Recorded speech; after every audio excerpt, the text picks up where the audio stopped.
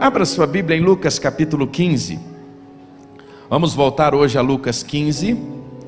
Nós estamos numa série, Foco na Missão. É a série que nós estamos crescendo. E este ano para nós,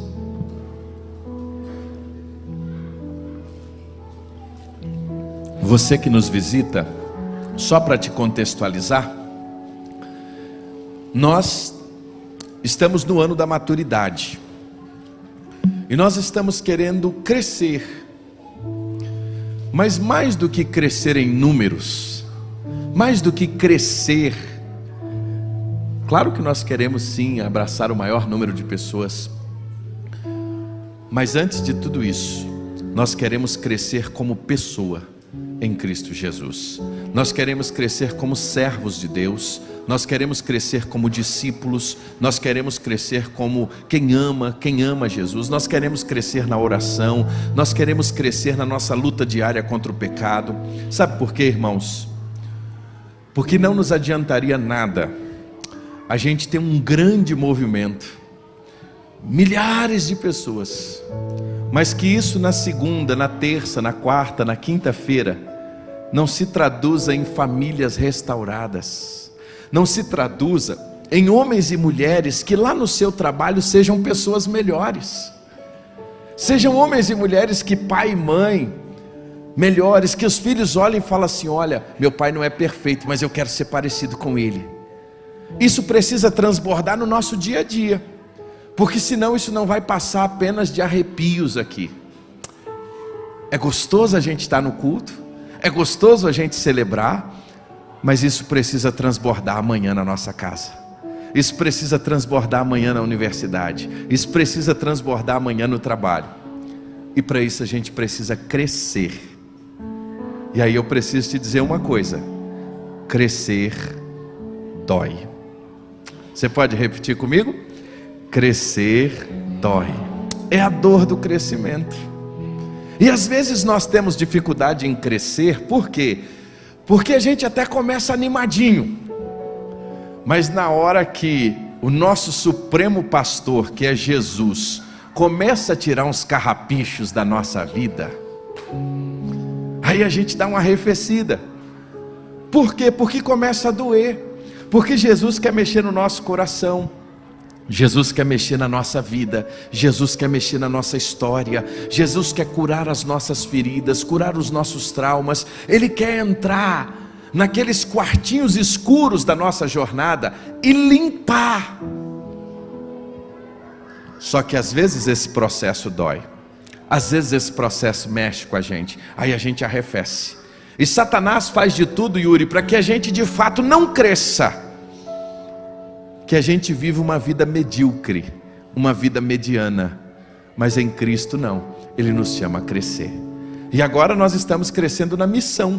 Nós paramos durante este mês de julho e agosto para entender, irmão Carlos, qual é o nosso papel, qual é a missão de Deus, o que é esse Deus em missão.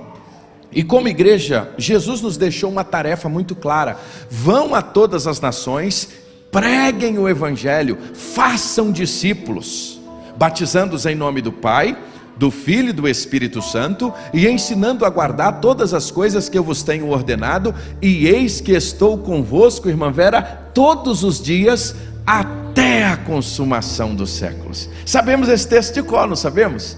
Esse é o texto da grande comissão, da grande missão de Jesus para nós.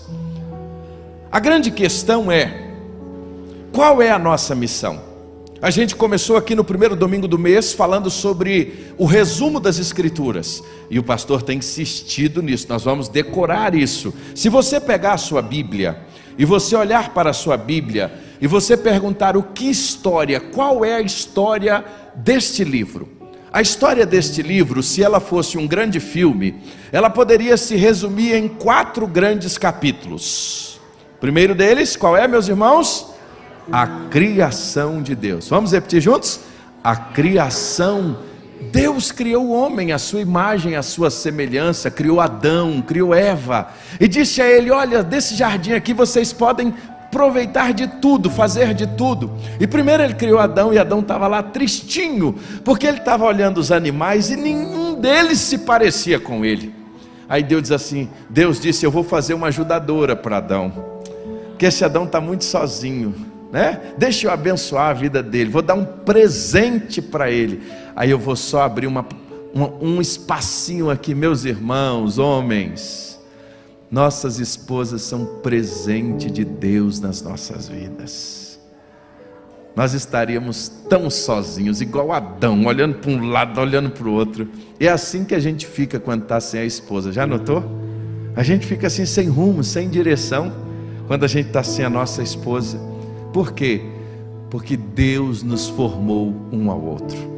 Então Deus deu a Adão uma esposa, e ele resolveu então desobedecer ao Senhor. E eles desobedeceram ao Senhor, e então vem a segunda grande cena dessa história, que é o quê? A queda. O pecado entrou na humanidade. O homem foi afastado de Deus por causa do pecado. Esse é o resumo da Bíblia. Qual é a terceira grande cena? Então Deus, no seu imenso amor, envia Jesus para salvar o homem que se afastou dele. E Jesus vem, dá sua vida na cruz do Calvário. Ele morre, mas ao terceiro dia ele ressuscita, e ele está vivo, e ele está aqui agora conosco. Qual é a última cena desta linda história? Sabe qual é, irmanice, a última cena? A última cena é aquela que ele vai voltar sobre as nuvens, com poder e glória, para buscar a sua noiva, para estar para sempre com ele. Isso é a restauração. Então a Bíblia se resume em criação, queda, redenção e restauração. Deus é um Deus em missão. Quando o homem se afastou dele, lá em Gênesis 3,15, ele já disse que enviaria um Salvador. E esse Salvador veio, e é Jesus. E ao longo de toda a história da humanidade, Evert, Deus está trabalhando, Everson, para buscar o homem que se afastou. Então Deus é um Deus em missão, um Deus que está na busca do homem que se afastou dele. E esse Deus em missão, então, na sua história, não deu uma missão para a igreja, mas ele criou uma igreja para cumprir a sua missão. A igreja de Jesus, irmãos, qual é a razão dela ainda estar aqui na terra? Primeiro, adorar ao Senhor, ser essa comunidade de fé, que acolhe, que cuida, que anda junto, que sorri um com o outro, que chora um com o outro. Isso é igreja. Agora, nós estamos aqui para quê? Para anunciar as grandezas deste Deus, para que mais e mais pessoas sejam resgatadas. Esta é o resumo da nossa história, da nossa missão. Aí pastor William no segundo domingo falou sobre: eu tenho uma missão, então eu preciso frutificar, então eu preciso alcançar pessoas, eu preciso cuidar de pessoas. No último domingo então a gente falou sobre por onde começa essa missão. Essa missão começa dentro de casa. A partir da parábola da dracma perdida, nós aprendemos que a missão ela não começa distante, ela começa a partir da nossa casa, quando a gente começa a olhar e a cuidar das pessoas que estão perto de nós. Hoje é o quarto encontro, e eu quero te convidar novamente a ir para Lucas 15, porque hoje nós vamos olhar para esta parábola, a parábola da ovelha perdida.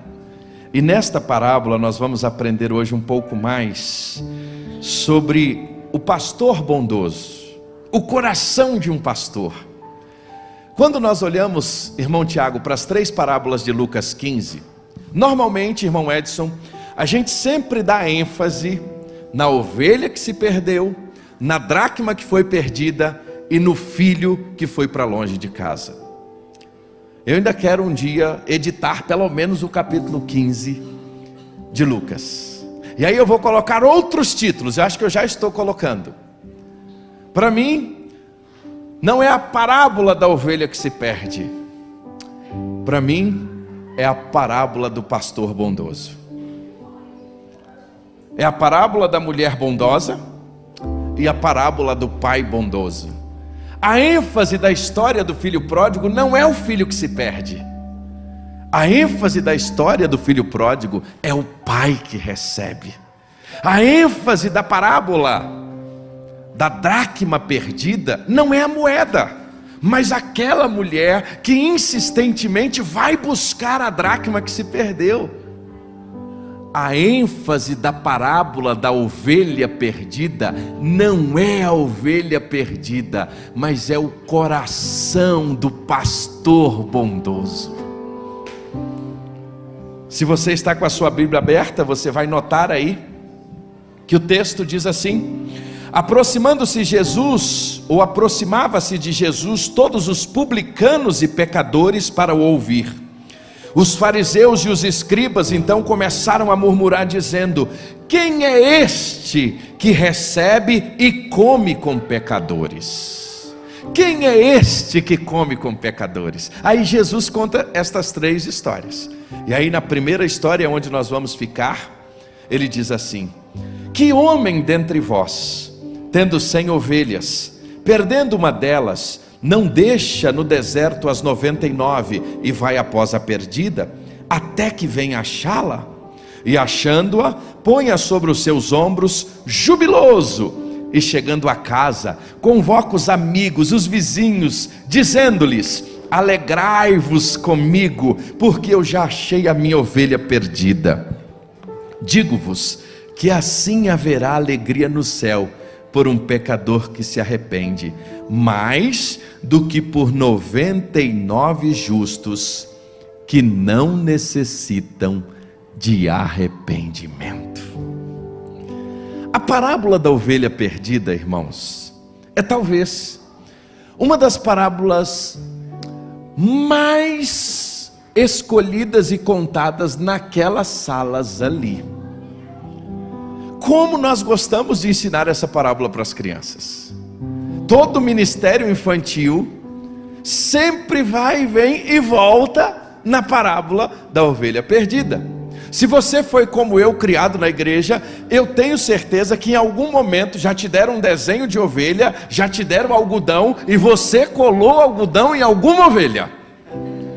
Quer ver a experiência? Quem aqui já colou algodão e fez uma ovelha? Ó, viu aí? Viu como eu tenho certeza que essa parábola é bem pregada, bem ensinada? Todos nós de alguma maneira já ouvimos. Um dia já pegamos aqueles tufos de algodão e fomos colando assim com alegria, e de repente nos contaram esta parábola, e é uma das favoritas. E o que chama a atenção é que esta história lança a luz nessa atmosfera de alegria de um pecador que se arrepende, que volta. Mas esta parábola ela foi contada num contexto em que os fariseus estavam questionando Jesus. E estudando, dentre as muitas aplicações que a teologia traz, os estudiosos, tem uma aplicação dessa parábola que não é a que eu irei trabalhar hoje, mas que me chama muita atenção, que um dos olhares, um dos óculos que olha para esta parábola, não está na ovelha que se perde, não está no pastor, mas está em quem eram as 99. E olha que essa parábola é tão conhecida que ela é um dos nossos clássicos da música cristã brasileira. Quem nunca cantou Eram 100 ovelhas? Podia até cantar hoje, né, irmão Josimar? Olha, esses 100 ovelhas, quem nunca cantou essa música do Osés de Paula, né? Eram 100 ovelhas juntas num aprisco, e a gente canta e a gente chega, chora, né? É um hino lindo esse hino das ovelhas. E aí tem uma aplicação sobre as 99, que é um teólogo que defende que as 99 que ficaram no aprisco, sabe quem era? Os fariseus que estavam ali. Que eles se achavam tão justos, tão certos, que eles se achavam como aquelas ovelhas certinhas. É por isso que o texto termina que há alegria maior naquela que vai, se perde e se arrepende, do que as 99 que permaneceram se acharam tão boas. Não é essa aplicação que nós vamos pegar, mas é uma reflexão interessante, porque às vezes a gente se acha muito 99, a gente se acha muito bom, a gente se acha como alguém assim que está acima das pessoas, e isso é muito perigoso. Um dos piores erros da nossa vida e da nossa caminhada cristã é quando nós começamos a nos achar mais espiritual do que o outro. É quando a gente começa a se achar melhor do que o outro. E esse era o grande problema dos fariseus. Esse era o grande problema dos religiosos da época. Eles olhavam os outros e se achavam tão bom que eles chegavam a ponto de questionar: como pode Jesus comer com publicanos e pecadores? Não é essa a ênfase que nós vamos estudar, mas dentro do que nós temos estudado, eu quero te convidar a focar o olhar hoje, não na ovelha que se perde, não na ovelha que fica, Raíssa, mas eu queria te convidar a olhar para o pastor. Eu queria convidar, Léo, você a olhar para esse pastor aqui da história, para este homem que cuida das ovelhas.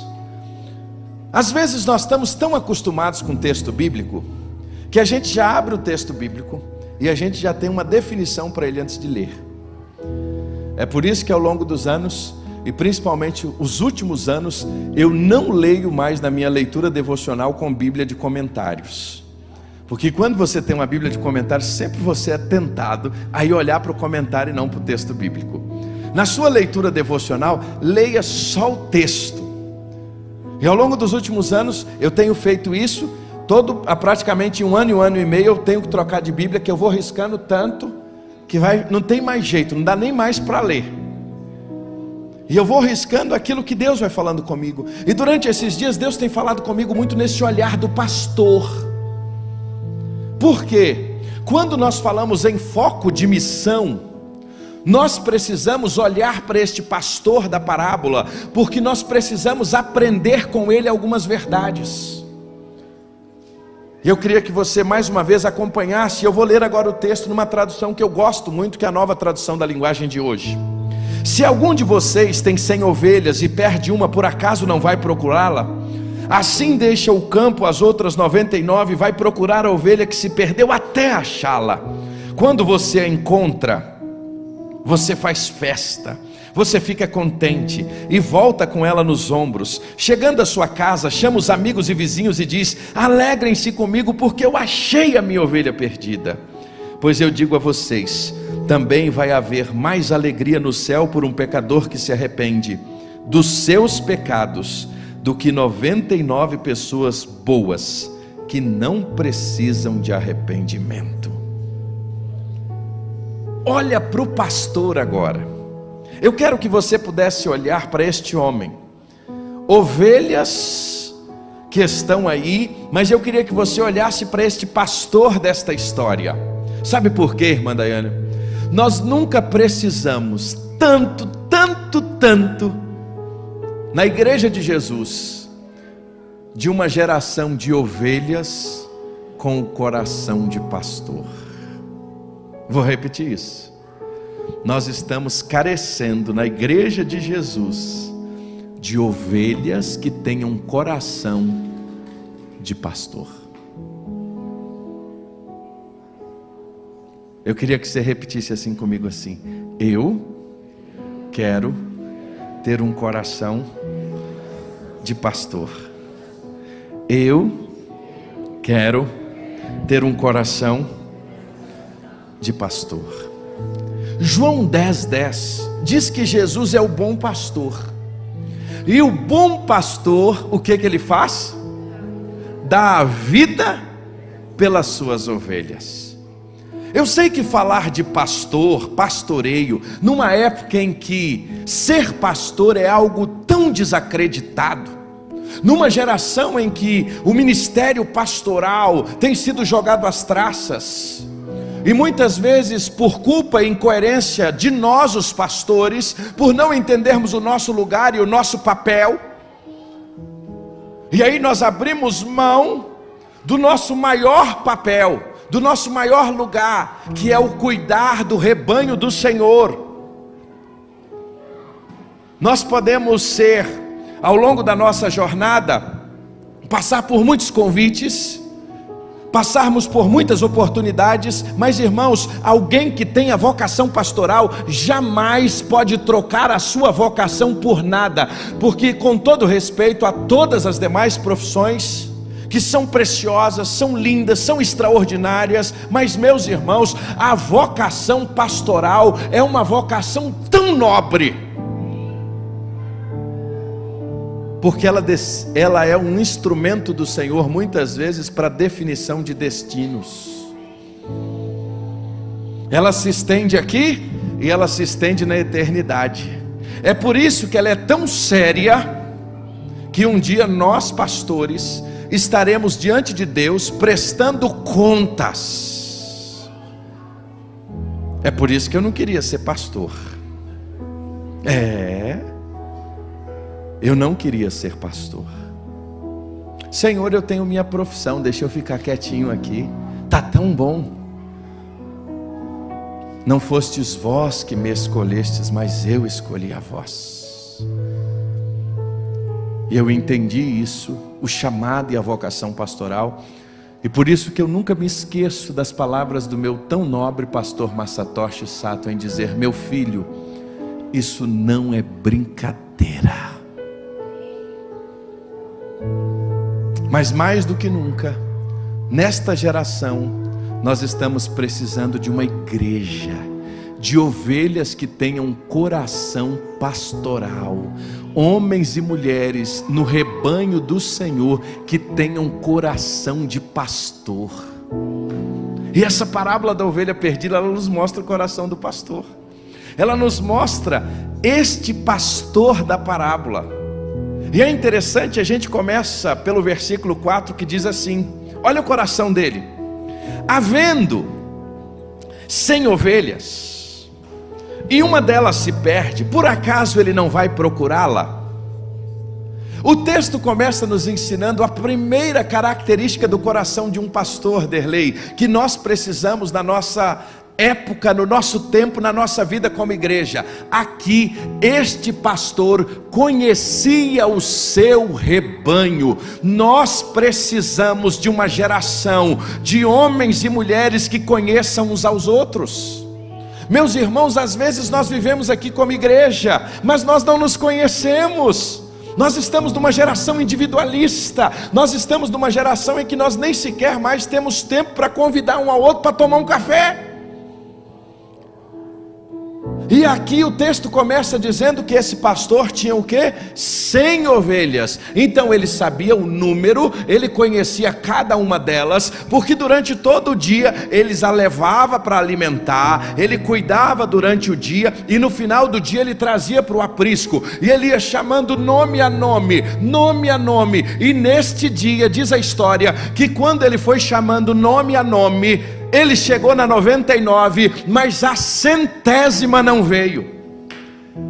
Só tem condições de definir se a 100ª não veio quem conhece o rebanho, quem estava junto, quem estava lado a lado. Só sente falta de quem a gente se relaciona. É incrível isso. Nós somos uma geração em que por muito tempo disseram assim: a igreja se tornou um monumento, ela se tornou o templo. Aí veio um movimento que diz assim: a igreja não é mais um monumento, a igreja precisa ser um movimento. Irmãos, igreja não é monumento e nem movimento, igreja é relacionamento, porque pode existir um movimento gigante entre nós, mas se a gente não se conhecer e cuidar uns dos outros, vai ter ovelha que vai ficar no meio do caminho. E não é isso que Deus quer. Quando a gente está com foco numa missão, nós precisamos de homens e mulheres que tenham o coração pastoral, que conheçam uns aos outros. Um líder de pequeno grupo precisa ter um coração pastoral. O líder do ministério de louvor tem que ter um coração pastoral. Quem trabalha na recepção, no som, na cantina, o membro de uma igreja precisa saber quem são os outros membros. Senão nós vamos ser apenas um movimento que entra, sai, que levanta a mão, mas o irmão está passando necessidade e você não sabe. Aí não adianta. Aí nós vamos ser qualquer coisa menos igreja. E aí este pastor conhecia o seu rebanho. Irmãos, nós precisamos nos relacionar mais. Nós estamos vivendo num mundo que é tão individualista. E a pandemia contribuiu para isso ainda mais. Nesses 3 anos a gente botou uma máscara, a gente não sorria mais. Tem irmãos aqui que vieram a se conhecer depois de 3 anos, por causa de todo esse processo. E até hoje a gente está mais ou menos assim. Quando a gente vai pegar na mão de alguém, a gente não sabe se vai, se volta, passa álcool, não passa, aquele temor. Chamar alguém para estar com a gente, ter tempo para tomar um café com alguém. Nós somos a geração do vamos marcar.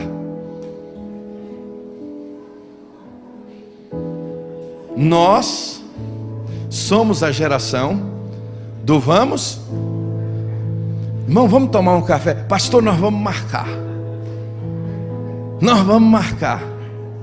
E eu me incluo. Por quê? Porque nós estamos tão arraigados em tudo que a gente está vivendo, que todos os dias nós somos desafiados a lutar contra todo esse sistema que está nos engolindo, que está nos levando e que está, irmãos, nos matando. Nós fomos criados em uma geração, irmãos, os nossos pais sabiam quem eram os seus vizinhos. Vizinho não era apenas alguém que morava ao lado, vizinho era alguém da família. Hoje você mora num lugar que entra e sai, você não sabe o nome de quem está do lado. Quantas vezes você ouve o apartamento de cima ou do lado, só apenas os gritos e ninguém tem coragem nem sequer de socorrer. Por quê? Porque a nossa indiferença é tão grande e isso não pode entrar aqui dentro. Nós precisamos, como igreja, lutar para que sejamos ovelhas com o coração deste pastor, que ame, que sinta falta, que olhe e veja a cadeira. Quem faltou hoje? Você sabe quem faltou hoje? Você sabe quem faltou domingo passado? Você sabe quem faltou no seu grupo pequeno essa semana? Você sabe quem não veio no ensaio essa semana? Você sabe quem faltou na sua classe essa semana?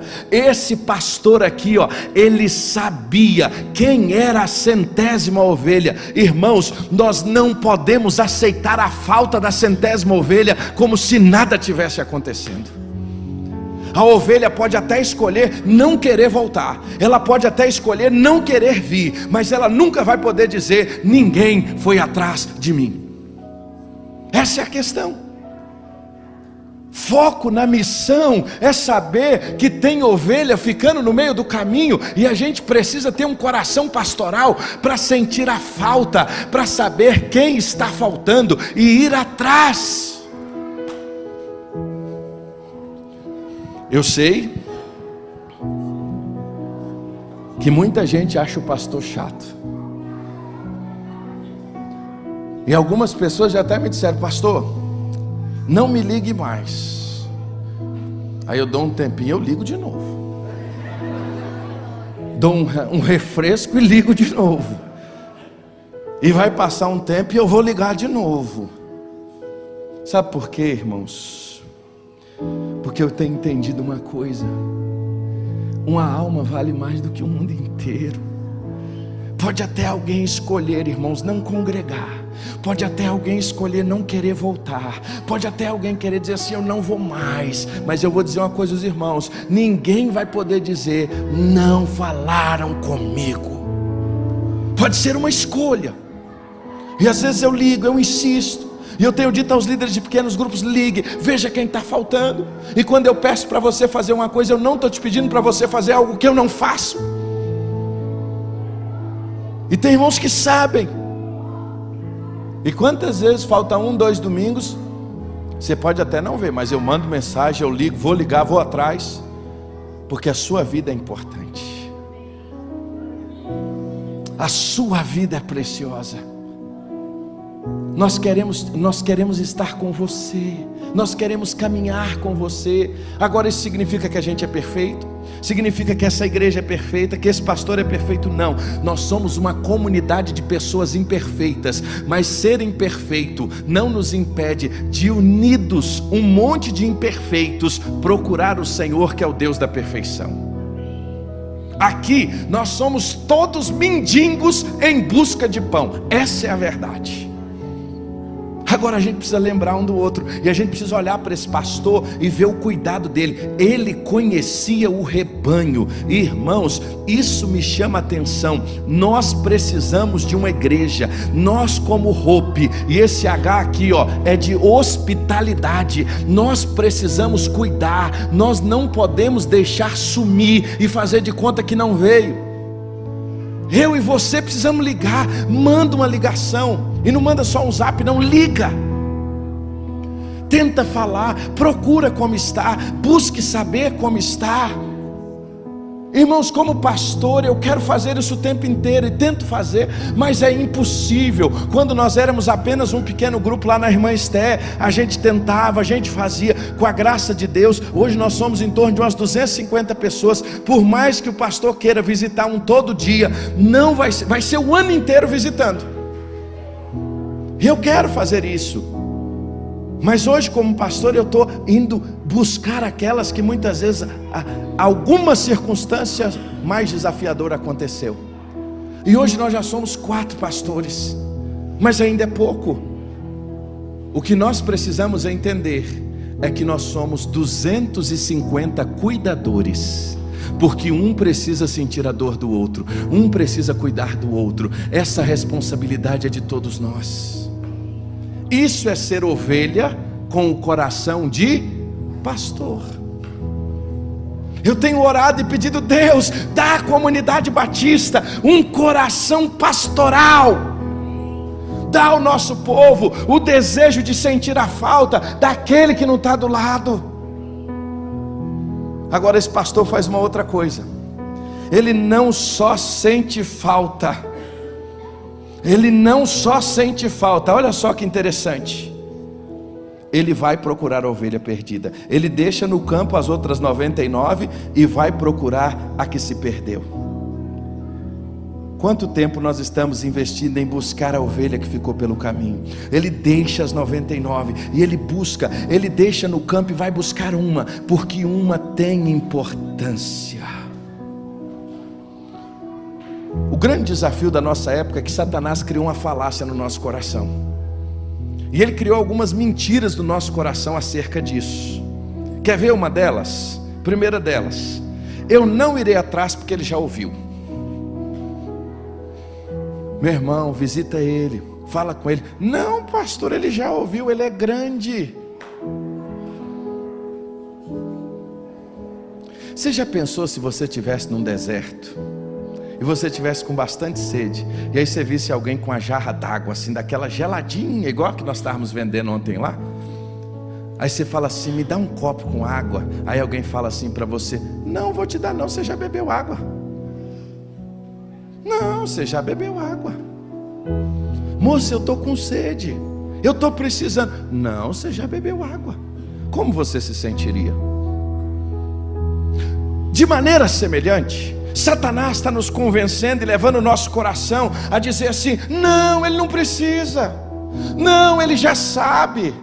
Não, eu já falei uma vez. Não, eu já falei 2. A ovelha com coração de pastor. Esta parábola está nos ensinando que nós não podemos aceitar esse discurso diabólico, que ele já sabe, que ele já ouviu. Irmãos, se ele ouviu e ele soubesse, ele não estaria lá. Se ele não tivesse precisando de ajuda, ele não estaria lá. Ele está lá distante, é porque ele se afastou e ele precisa de um cuidado, de uma ligação. Ele pode até não vir, ele pode até não aparecer, mas eu e você não podemos nos isentar disso e não ligar.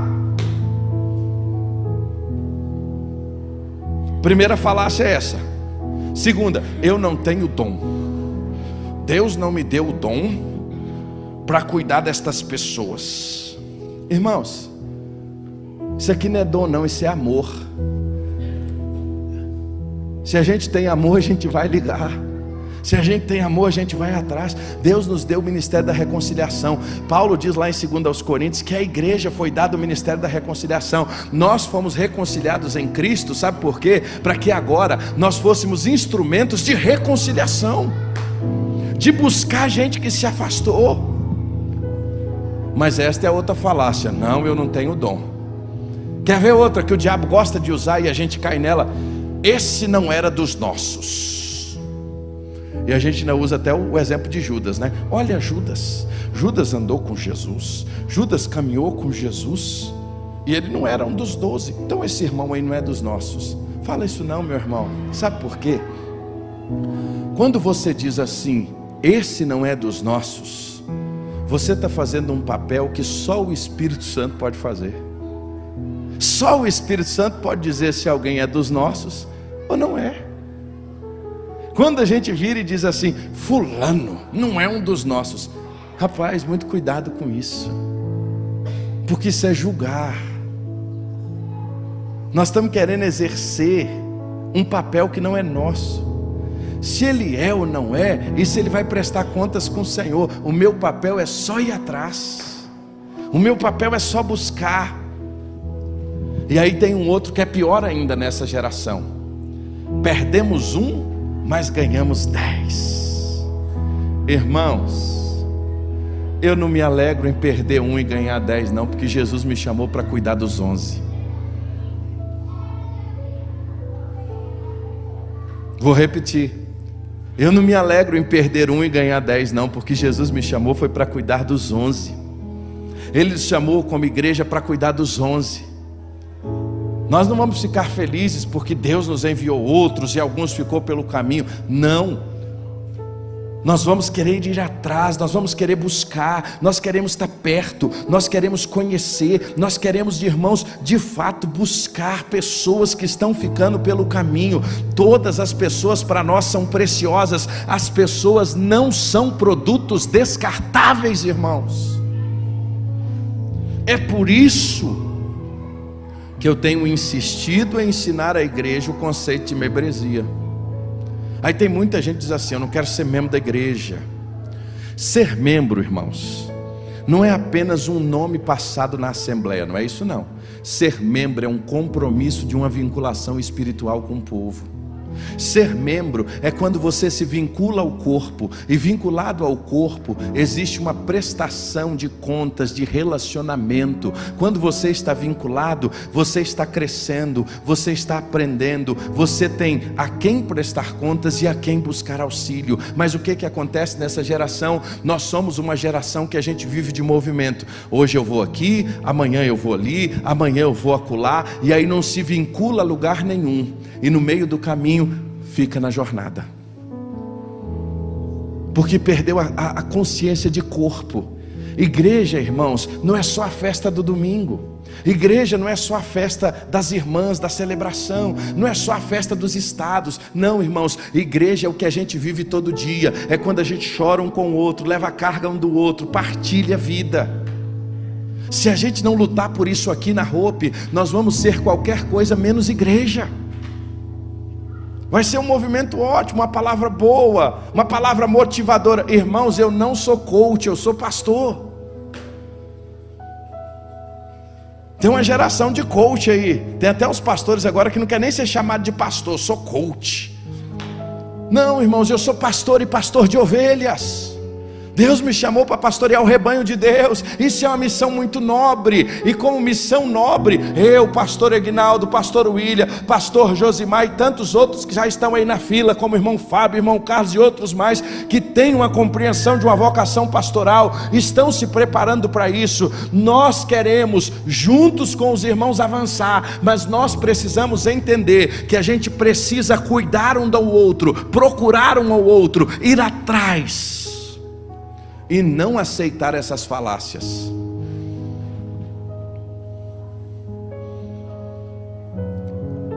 Eu queria que você parasse agora por um minuto e lembre de alguém que você não tem visto aqui.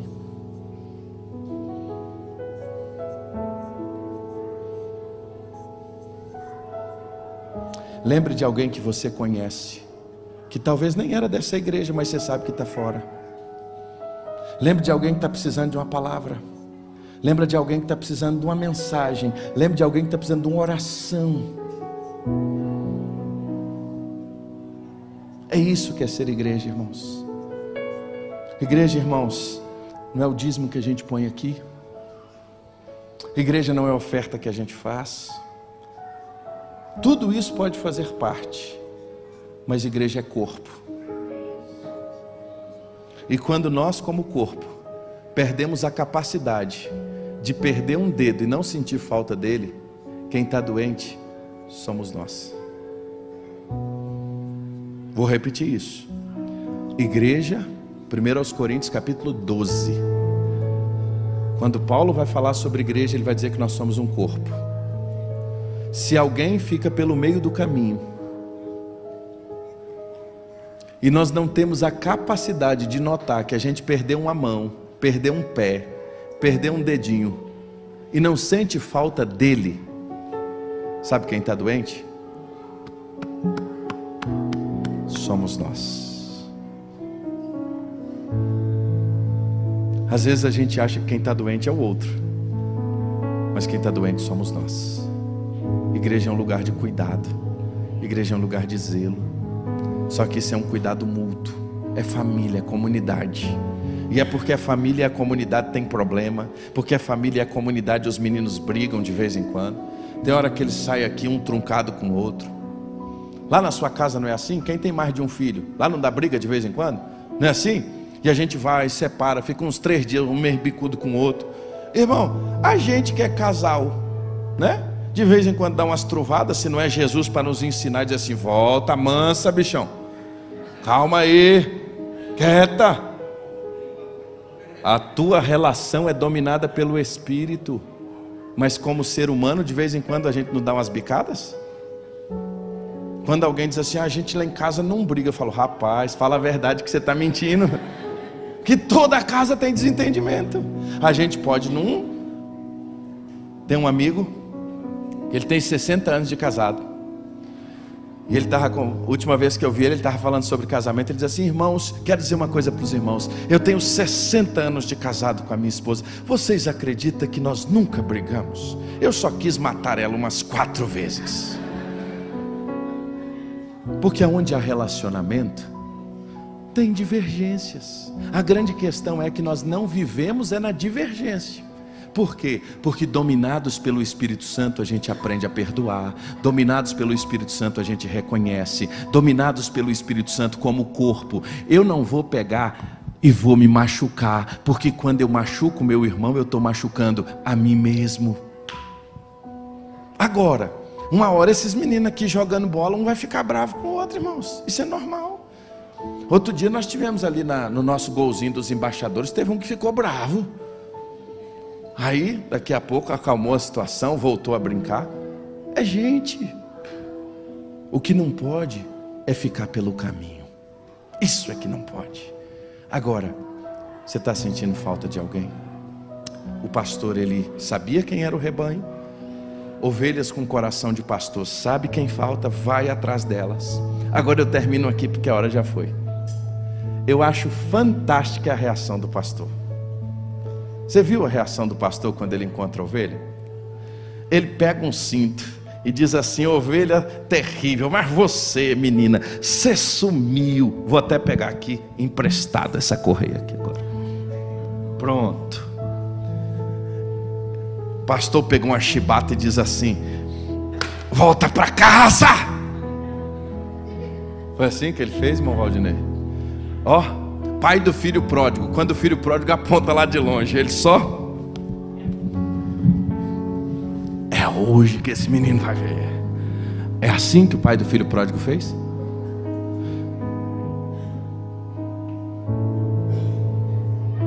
Qual é a reação do pastor? Qual é a reação do pai? Qual é a reação da mulher?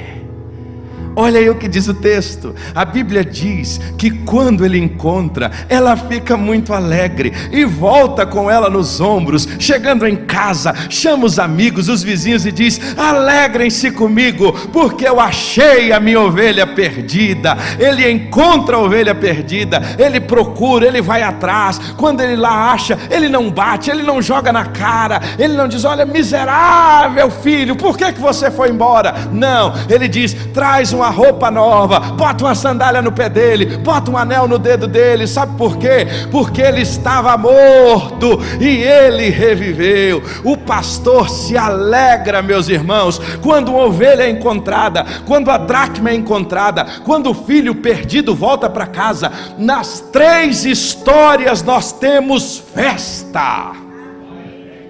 É assim que a igreja tem que ser, irmãos. A igreja, ela exerce um papel de celebração com aqueles que retornam. Mas às vezes nós estamos como o filho mais velho, ranzinza. Aí quando alguém chega: maior fulano já está até tocando. Graças a Deus, irmão. Você queria que ele continuasse lá fora? Mas às vezes a gente tem esse ranço do filho mais velho. A gente tem esse espírito aqui de, ao contrário, de se alegrar, de ir atrás e de buscar. Irmão, foi duro, foi, mas passou, volta. Que a gente quer fazer festa com você, meu irmão, porque aqui é o teu lugar. Nós não estamos dizendo que a gente vai celebrar o pecado, não é isso não, irmãos. Não é isso não. O que eu estou dizendo é que a gente tem que aprender a se alegrar quando alguém que está desejando voltar dá o passo que quer que seja. Mas às vezes a gente fica assim, será? Será se dessa vez vai? A gente fica bem assim como quase que um soldado assim, né? Um guarda, um centurião. Será se dessa vez ele vai? Vou ficar analisando, hein, irmão? Vou contar aqui 3 meses. Daqui a 3 meses a gente conversa de novo. Ainda bem que esse pastor não diz assim: você vai ficar no cercadinho 3 meses. É assim que ele faz? É assim que ele faz? Pai do filho pródigo vai para o seu quarto, fica 6 meses lá, depois a gente conversa. É assim que ele faz? Ele estava morto e reviveu. Irmãos, se tem uma coisa que a igreja não pode ser, e nunca deve ser, e jamais pode ser, é um lugar de acusação. Sabe por quê? Jesus, quando os homens pegaram aquela mulher em flagrante adultério, trouxeram ela, devia ter trazido o homem também, eram os dois, não era só ela, e todo mundo começa a apontar o dedão. Jesus escrevia no chão, e ele só faz uma pergunta, só uma: quem não tem pecado, atira a primeira pedra. Diz que os mais de idade foram saindo, a idade pesou e o pecado também foi saindo. Aí Jesus faz uma pergunta para aquela mulher. Lembra qual a pergunta que ele fez para ela? Mulher, aonde estão os teus acusadores? A melhor coisa e uma das coisas mais belas nas Escrituras Sagradas é que Jesus não veio para nos acusar. O acusador nos acusa todos os dias. O diabo levanta todos os dias algo para nos acusar. Todos os dias ele quer pegar o nosso passado, ele quer pegar coisas da nossa vida para jogar na nossa cara. O acusador é o diabo. Mas Jesus disse: eu não te condeno, vai e não peques mais. Vai e muda de vida. Vai e age de maneira diferente. Filho, vem aqui que eu estou te recebendo de volta. Filhão, volta para casa. Eu tenho aqui para você sandália. Eu tenho aqui para você roupa limpa. Olha, e uma coisa linda dessa parábola aqui da ovelha. Ele joga ela no ombro. Ah, irmãos, eu gostaria de poder jogar umas ovelhas que eu tenho no ombro e trazer aqui para essa igreja. Deus sabe do que eu estou dizendo. Deus sabe do meu coração, do desejo que eu tenho, de alguns que insistentemente eu tenho falado, mas eu sei que eles vão voltar, e eu tenho orado para que Deus nos dê a essa igreja ovelhas com um coração de pastor, que a gente sinta falta, que a gente sinta saudade daqueles irmãos que estão nos faltando aqui, que a gente sinta saudade daqueles que estão ficando no caminho, que a gente sinta desejo de ir atrás e de buscar, de ligar. Sabe por quê, meus irmãos? Não é oferta que faz alegria nos céus, não é voto que faz alegria nos céus, não é terreno que faz alegria nos céus. Nada disso a Bíblia diz que faz alegria nos céus. Mas tem uma coisa que deixa o céu em festa. Tem uma coisa, irmãos, que deixa o céu, aquele momento de regozijo, de alegria nos céus. É quando um pecador se arrepende e volta para casa. Irmãos, o Senhor quer nos usar para que tenha alegria nos céus. O Senhor quer usar essa igreja para que haja alegria nos céus. O Senhor quer usar a nossa vida para que tenha alegria nos céus. Eu queria convidar você a ficar de pé. Nós vamos orar. Eu queria que você soubesse.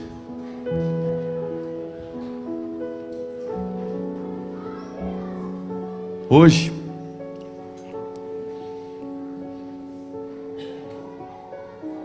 algo muito importante.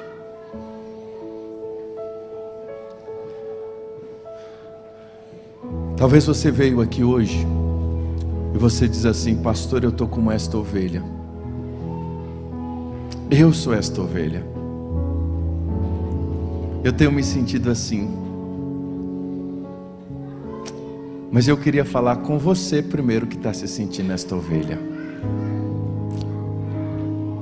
Eu queria te fazer um convite. Volta para casa hoje. Hoje é o dia. Você tem andado distante. Você tem andado longe. Ovelha sozinha é perigoso. O devorador está aí, ó, doido para acabar com a gente. Então hoje eu quero falar com você que é ovelha. Ovelha, talvez alguma circunstância te afastou da igreja. Talvez alguma circunstância te deixou desanimado. Talvez num determinado momento algum pecador igual eu te entristeceu. E hoje eu quero lhe dizer: nos perdoe, porque aqui é uma comunidade de gente como você, que uma hora pode errar, e como você pode errar. E assim como você gostaria que exercesse misericórdia com você, é hora também de você exercer misericórdia com aqueles que um dia machucaram você. Mas hoje eu quero dizer a você: volta. Há alguém entre nós hoje que deseja voltar para o aprisco do Senhor. Eu queria que você levantasse a sua mão onde você está, corajosamente, só isso, dizendo: Deus, eu entendi, eu preciso voltar. Eu tenho andado distante. Eu não vou te chamar aqui à frente. Eu só queria orar por você nesta noite. Queria que você levantasse a sua mão dizendo: Senhor, eu quero voltar. Eu quero voltar. Eu tenho andado mais longe, mas hoje é o dia que eu estou voltando. Levanta a sua mão onde você está. Corajosamente. Deus abençoe. Há mais alguém que corajosamente está dizendo: Deus, eu quero voltar. Eu preciso voltar. Eu estou voltando, Senhor. Hoje é o dia. Quero dizer a você que tem festa já nos céus agora. Levanta a sua mão onde você está e diga: Senhor, eu quero hoje firmar um compromisso também com esta igreja. Eu estou conhecendo esta igreja, uma igreja de gente falhas como eu, mas eu quero, junto com esses mendigos aqui, buscar pão. E o pão vem lá dos céus, é o pão dos céus. Se você tem esse desejo, levanta a sua mão. Talvez você andou por aí na pandemia, foi para um lado, foi para o outro, se desconectou. Agora é hora de voltar. Levanta a sua mão também. Diz assim: Senhor, eu quero me firmar numa igreja. Eu quero escolher essa igreja para eu firmar. Eu sei que não vai ser fácil, vai ter lutas, adversidades. Se há alguém, levanta a sua mão. Agora, a comunidade Batista Hope, eu queria te convidar hoje a dizer: Senhor, me dá um coração de pastor. Me dá um coração de pastor para sentir a falta daqueles que estão distantes. Me dá, Senhor, um coração de pastor para eu usar a minha vida para ir atrás daqueles que estão faltosos. Me dá, Senhor, um coração de pastor.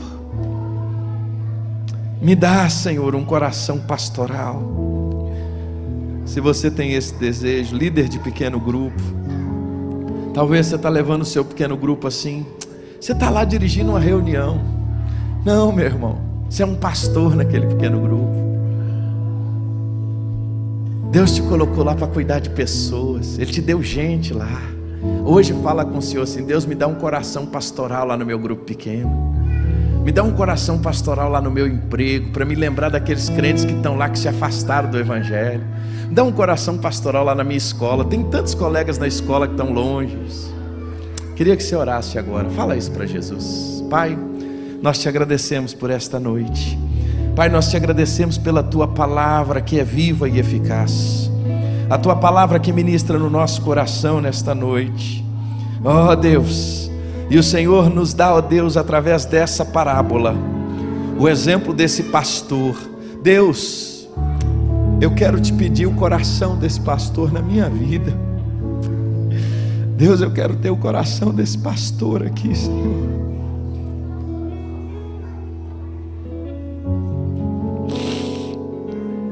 Eu quero, Deus, ter o coração desse pastor, de fazer tudo para que as ovelhas que estão distantes voltem. Me dá este coração, Senhor. Me dá este coração, Senhor, um coração de pastor. Me dá, Senhor, a oportunidade de conhecer meus irmãos mais. Me dá, ó Deus, a oportunidade de procurar ainda mais aqueles que estão ficando pelo caminho. Me dá, Senhor, mais a chance de se alegrar com aqueles que estão voltando. Mas Deus, dá à nossa igreja um coração pastoral. Dá à nossa igreja Hope, Senhor, um coração de cuidar, de amar, de ser igreja. Não deixe, Pai, a gente cair na armadilha de Satanás, do individualismo. Não nos deixe, Senhor, de cairmos, ó Deus, na armadilha do diabo, que não importa quem ficou. Deus, tira de nós todo sentimento, ó Deus, que não seja do Senhor. Nós te pedimos perdão como igreja, Senhor, se em algum momento tem ficado algum pelo caminho. E nós te pedimos, mexe no nosso coração, mexe na nossa vida e nos ensina, Senhor, em nome de Jesus, a amar, a amar, a amar e a buscar, Senhor, todos que estão à beira do caminho. Sabemos que alguns podem até não vir, Senhor, mas eles nunca vão poder dizer que não me procuraram, não foram atrás de mim. Encha, Senhor, o nosso coração de amor. Encha o nosso coração de vontade de te servir. Nos dá um coração, Senhor, apaixonado por almas. Nos dá, ó Deus, uma igreja apaixonada por almas. Dá-nos, ó Deus, uma igreja que ame almas, que ame vidas como o Senhor nos ama. Encha o nosso povo, ó Deus. Levanta aqui pastores, missionários, homens e mulheres que sejam apaixonados por almas, Pai. Deus, faz da nossa igreja um celeiro, ó Deus, de conquistadores de vidas. Nos dá, ó Deus, o desejo de conquistar, de cuidar, de zelar. Deus, nos ensina a amar a partir das coisas simples, ó Deus. Ao terminar o culto, dá uma carona para o irmão que não tem um carro, a ligar e saber se quer vir, a ligar e perguntar como eu posso ajudar, a pegar um copo com água, a oferecer um cafezinho no final do culto, a ver alguém que visita e dizer: olha como é bom ter você aqui. Nos dá, Senhor, um coração de pastor, nos dá um coração pastoral, nos dá um coração, ó Deus, desse pastor aqui. Nos ensina a ser parecidos com o pastor Jesus. E abençoa aqueles que estão voltando para a igreja hoje, aqueles que hoje tomaram uma decisão de voltar para casa. Toma nas tuas mãos e confirma, Senhor. Deus, nós te agradecemos por este culto. Nós te pedimos agora que o Senhor nos dê uma semana de vitórias. Nós pedimos que o Senhor nos leve para casa agora, guardado pelo Senhor. Abençoa os pequenos grupos que vão se reunir esta semana.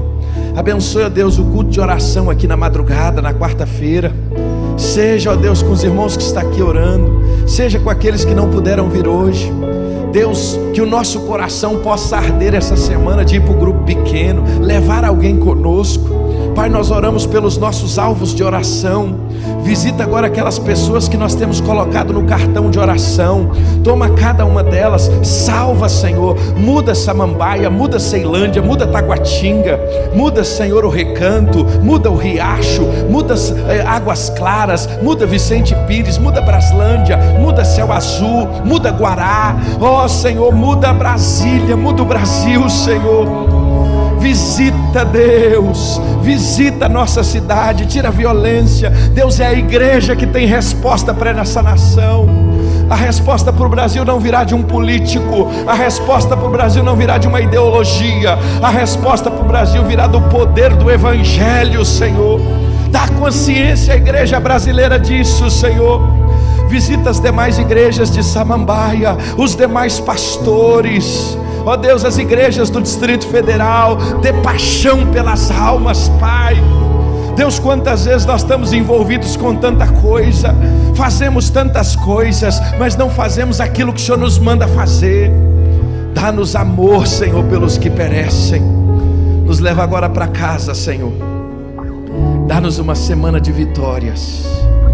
Visita os enfermos, visita os doentes, cura, Senhor. Em nome de Jesus, toma, Senhor.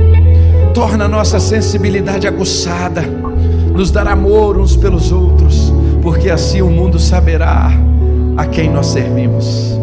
Dá-nos uma semana guardados pelo Teu poder.